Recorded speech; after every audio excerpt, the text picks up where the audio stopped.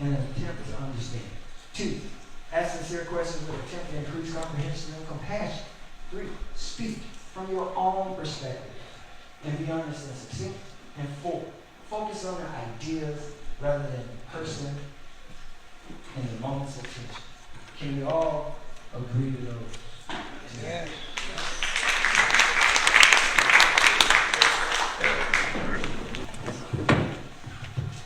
Is this mic still on? It is. Welcome, everyone. I am Reverend Molly Cade, the Secretary of the Humboldt Interfaith Fellowship, one of the organizations sponsoring this event, these conversations. Thank you for being here tonight. The current trauma expressed in the Middle East is based on much historical trauma.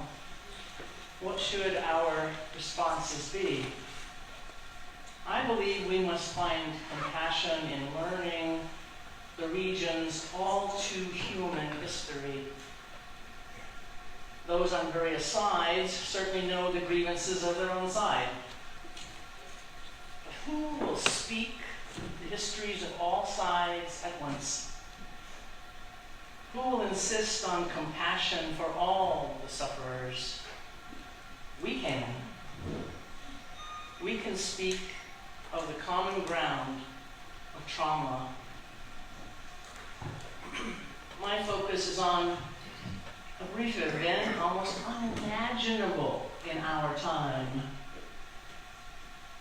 On January 3rd, 1919, 2 weeks before the start of the Paris Peace Conference at the end of World War I, the Faisal-Weizmann Agreement was signed. A little note about the first sentence of this coming agreement, which I'm about to read to you. It's going to mention the Arab Kingdom of Hijaz, the much sought-after Arab state, agreed to by the British in 1916. Here's the text of this agreement. His Royal Highness, the Emir Faisal, representing and acting on behalf of the Arab Kingdom of Hijaz, and Dr. Cade Weissman, representing and acting on behalf of the Zionist organization. Stop there for a moment. Imagine these two speaking directly to one another. It's hard to picture in our time.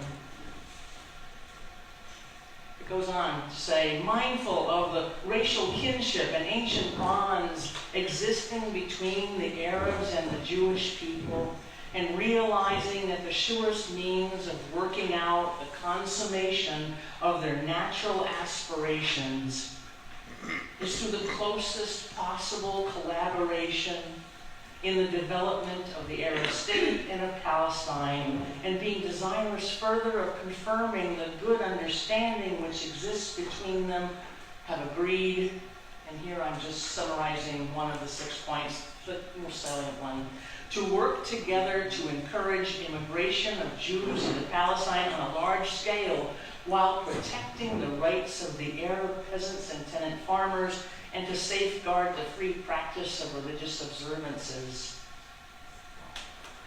Much went wrong.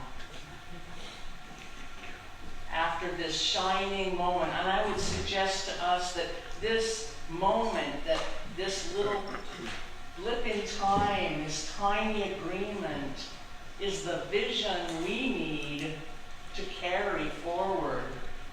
It's not just something we hope for in the future. It's already occurred in the past, 105 years ago.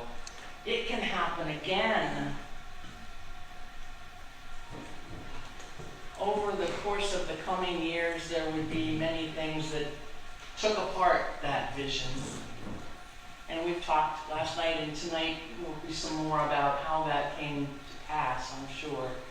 But I want you to hold that vision, that all of us have a common human interest in peace, a common human interest in creating a world where our families and our communities can thrive. That all of us are here to be a part of a promised land, however we may name it. Can we go forward and take into our hearts the traumatic suffering of all of those in conflict then and now? Will we use our knowledge of this traumatic history as a bridge between Palestinian Americans and Jewish Americans who seek common ground? Here we have hope. So welcome to this evening's conversation.